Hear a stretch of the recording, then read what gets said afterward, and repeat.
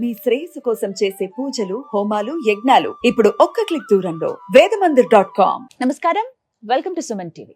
నేను గీతాంజలి. ప్రస్తుతం మనతో పాటు ఒక ముఖ్య అతిథి ఉన్నారండి.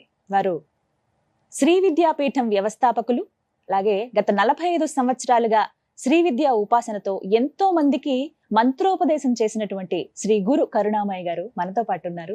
వారితో మాట్లాడదాం, మరిన్ని అమూల్యమైన విషయాలు తెలుసుకుందాం. గురుగారు నమస్కారం అండి. ఎలా ఉన్నారు? అమ్మదేవుల బ్రహ్మాండంగా ఉన్నాను.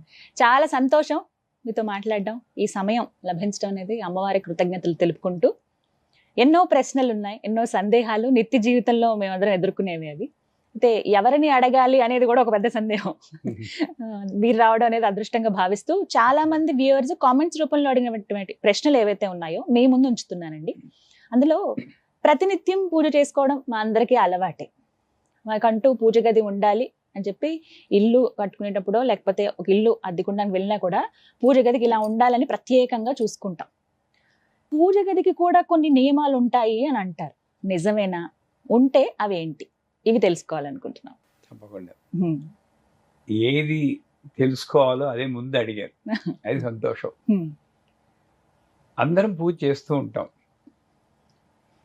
పూజ చేసేటప్పుడు చాలా ఎక్స్పెక్టేషన్స్ ఉంటాయి. కష్టాలన్నీ తీరిపోవాలి, ధనం కుప్పలు కుప్పలుగా వచ్చేయాలి. రావచ్చు, కలియుగంలో కూడా అన్ని కష్టాలు తీరవచ్చు, అమ్మవారిని ప్రత్యక్షం చేసుకోవచ్చు. కానీ దానికి తగిన ఉపాసన ఉండాలి. నా కోరిక ఎంత పెద్దదో నా ఉపాసన అంత బలంగా ఉండాలి. ఆ ఉపాసనకి దోహదపడేదే ఉపాధి అంటారు. ఆ ఉపాధిలో మొట్టమొదటి పూజ గది, తర్వాత వస్తువులు వస్తాయి, అగరబత్తులు, కర్పూరం, ఇవన్నీ తర్వాత. అసలు పూజ గది అన్నది ఒక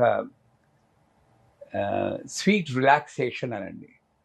పూజ గది తర్వాత సంసారం ఉంటుంది, పరుచుకోవడాలు అవన్నీ ఉంటాయి. కనీసం ఒక మనశ్శాంతిగా ఉండడానికి మనకి ఏమిటంటే, ఇంట్లో ఏమిటంటే ఒక్క పూజ గది ఉంది, శాంతత. ఆ పూజ గదిలో కొన్ని చిన్న నియమాలు పాటిస్తే అత్యంత శక్తి మనం పొందగలం.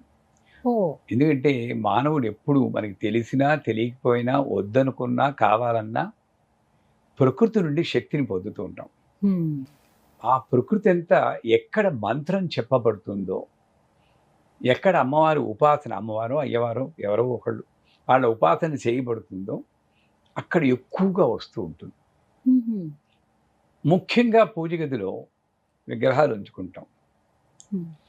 మనకేమిటి, గణపతి ఉండాలి, లక్ష్మి ఉండాలి. ఇలా ఒక్కొక్కళ్ళు ఇచ్చిన విగ్రహాలతో ఒక వేర్ హౌస్ లా తయారవుతుంది. నిజంగా చెప్పాలంటే ఒక్క విగ్రహం మన ఏకాగ్రత కోసం ఉంటే చాలు. ఒక విగ్రహం చాలంటారా? ఎందుకు? సర్వదేవ నమస్కారం కేశవం ప్రతిగచ్చది. కానీ ముక్కోటి దేవతలు అంటారు. అంతమంది విగ్రహాలు, ఫోటోలు మనం పెట్టకపోయినా ముక్కోటి దేవతలు ఒక్క దేవతల్లోనే కనబడుతుంది అంటుంది శాస్త్రం. ఏమవుతుంది తెలుసా అండి? పెట్టుకోండి.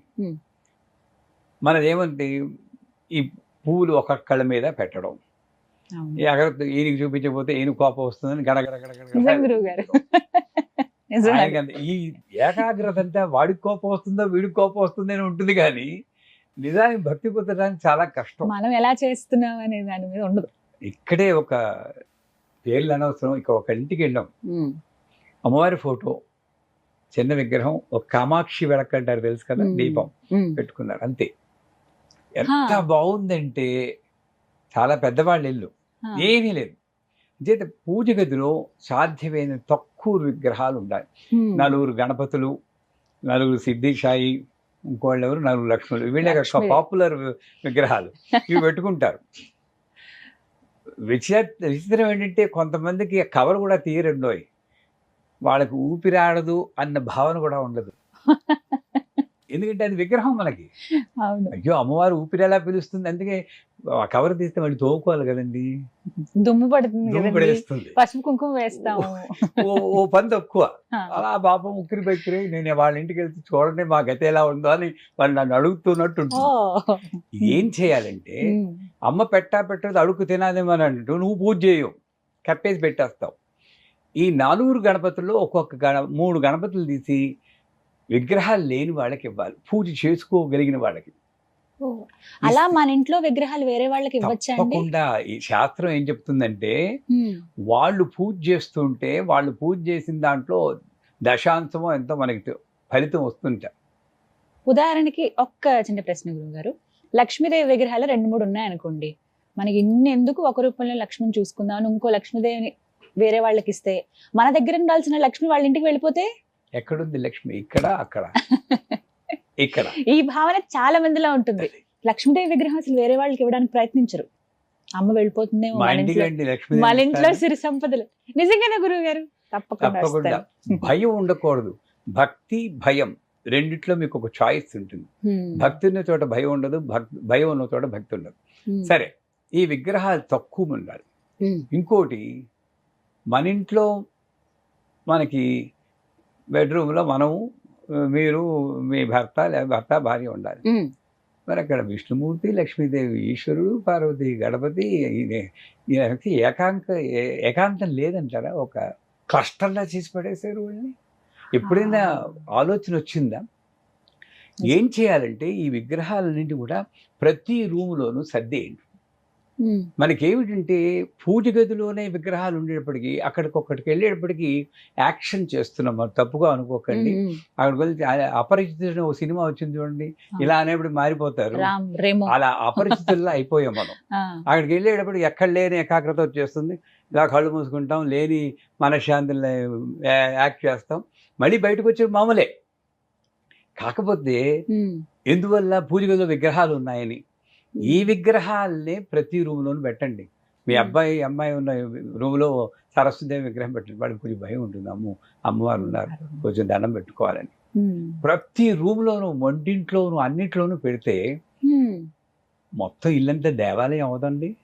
కానీ బెడ్రూమ్స్ లో, అంటే పడక గదుల్లో దేవుడి విగ్రహాలు, 100% ఎక్కడ నీకు రక్షణ కావాలో, ఎక్కడ అనకూడదు కానీ ఎక్కువ దెబ్బలాటలు జరుగుతూ ఉంటాయో అక్కడే అమ్మవారు కాపాడుతూ ఉంటుంది.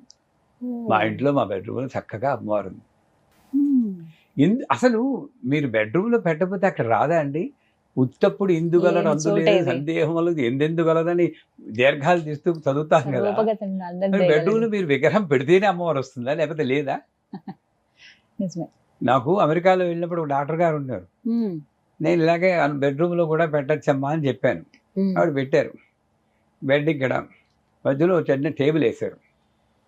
మధ్యలో టేబుల్ ఏంటమ్మా అంటే, పడుకుంటాం కదండి, అమ్మవారు చూస్తుందేమో అన్నాను. టేబుల్ మీద నేను తొంగి చూస్తే ఏం చేస్తారన్నా. అంటే బుర్రలో ఎలాంటి ఆలోచనలు వస్తాయి చూడండి, అమ్మవారు తొంగి చూస్తుంటా. ఇవన్నీ పోవాలి. పూజ గదిలో ఏకాగ్రత రావాలి అంటే చిన్న 4 విగ్రహాలు పెట్టుకోండి. మిగతా అన్ని ఇల్లంతా డిస్ట్రిబ్యూట్ చేయండి. ఇల్లే ఒక మణిద్వీపం, దేవాలయం చేసుకోండి. అక్కడ పూజలు చేయట్లేదు. ప్రతి ఇంట్లోనూ, రూమ్లోనూ వెళ్ళి అగరత్తులు వెలిగించాలి ఎవరు అంటలేదు. అక్కడికి వెళ్ళినప్పుడు ఒకసారి, అమ్మ నువ్వు ఇక్కడ ఉన్నావు, రక్షిస్తూ ఉండు తల్లి అనుకో. పూజ గదిలో ఎప్పుడు దీపం వెలుగుతూ ఉండాలి. అది ఆయిల్ దీపం అక్కర్లేదు, ఓ బెడ్ ల్యాంప్ అయినా పర్లేదు. ఏమండి, రాత్రి చీకట్లో బిక్కు బిక్కుమంటూ ఉండదండి బాలాద్రిపు సుందరి. భయమైందా చెల్లంపిల్లకి? తట్టద్దా మనకి? మనకి మాత్రం బెడ్ ల్యాంప్ కావాలా? చీకటి చేసి పడేస్తాం. అక్కడ భావన, ప్రాణం ఉంది అనుకుంటే అమ్మ అవుతుంది, లేకపోతే బొమ్మే మిగులుతుంది అక్కడ. మన భావన అది సత్యం. పూజ గదిలో ఒక దీపం ఉండాలి. తర్వాత ఒక మ్యూజిక్, సంగీతం, స్తోత్రమో ఏదో.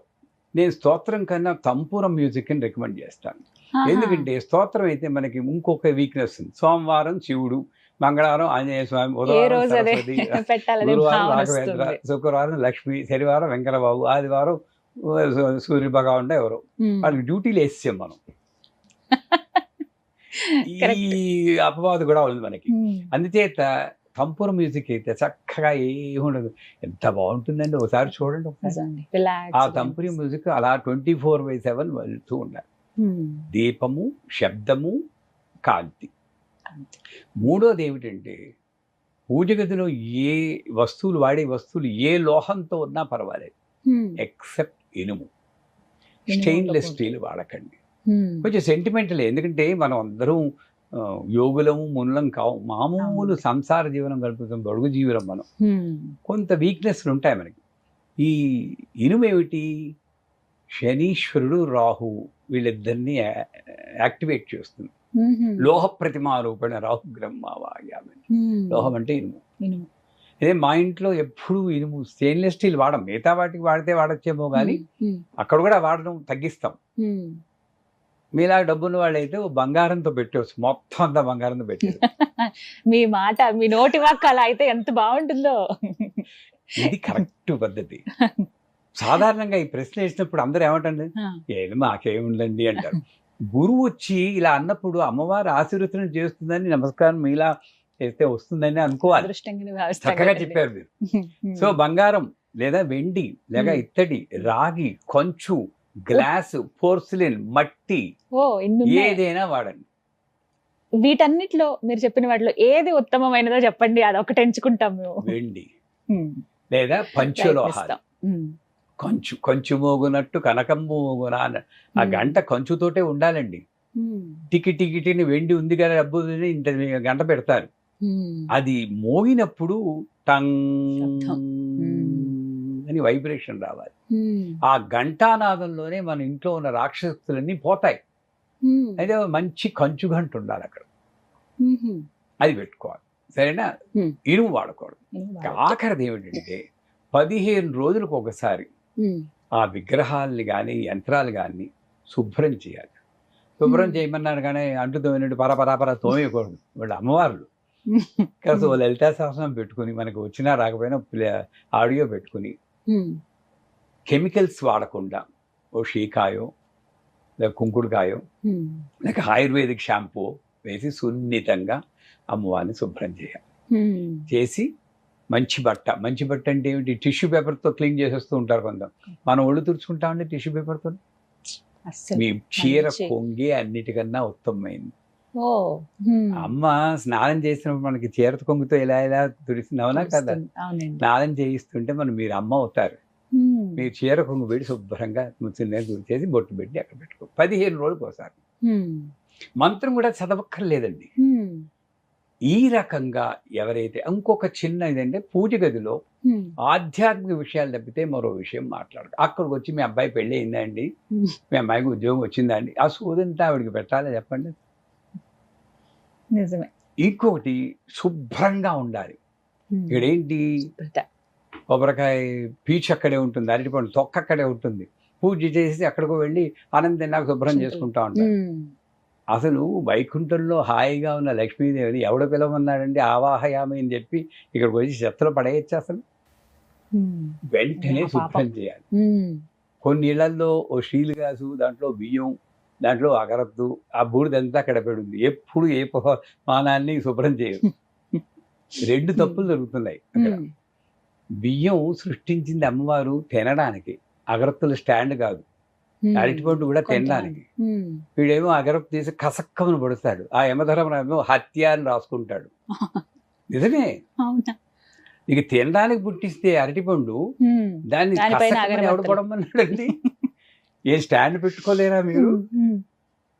ఇటువంటి తప్పులు మనం భావన లేకపోవడం జరుగుతున్నాయి మనకి. అవన్నీ ఎంత పెద్దవి ఇప్పుడు మీరు చెప్తుంటారు. పెద్ద పెద్ద వాళ్ళే చేస్తారు. అదేం తప్పు చేసిందో తెలియదు, దాంతో గుర్చేస్తూ ఉంటాడు. అది ఎందుకు ఎవడ తెలియదు. మరి వ్యర్థమే కదండి. సృష్టిని వ్యర్థం చేయకూడదు. ఇవన్నీ పాటిస్తే ఆ ఇంట్లో తప్పనిసరిగా అమ్మ అలాగా స్థిరంగా నివాసం ఉంటుంది. శాంతికి, సౌభాగ్యానికి, పురోగమనానికి లోటు ఉండదు. అది సత్యం.